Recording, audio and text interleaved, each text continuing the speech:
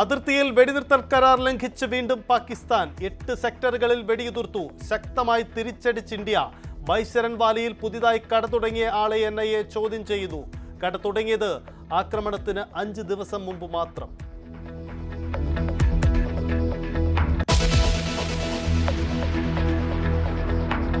വേടന് പിന്തുണയുമായി CPM. വേടനെ കേരളം സംരക്ഷിക്കുമെന്ന് MV ഗോവിന്ദൻ. വേടൻ ഇടതാഭിമുഖ്യമുള്ള കലാകാരനെന്ന് CPM സംസ്ഥാന സെക്രട്ടറി.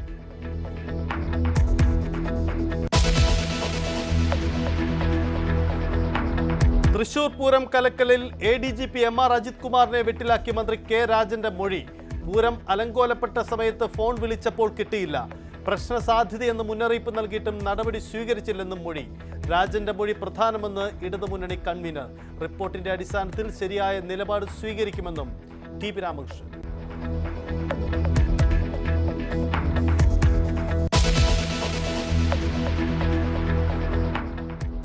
തമിഴ്നാട്ടിലെ തിരുവാവൂരിൽ വാഹനാപകടത്തിൽ 4 മലയാളികൾ മരിച്ചു. 3 പേർക്ക് ഗുരുതര പരിക്ക്. മരിച്ചത് തിരുവനന്തപുരം നെയ്യാറ്റിങ്കര സ്വദേശികൾ. അപകടം വേളാങ്കണ്ണി തീർത്ഥയാത്രയ്ക്കിടെ.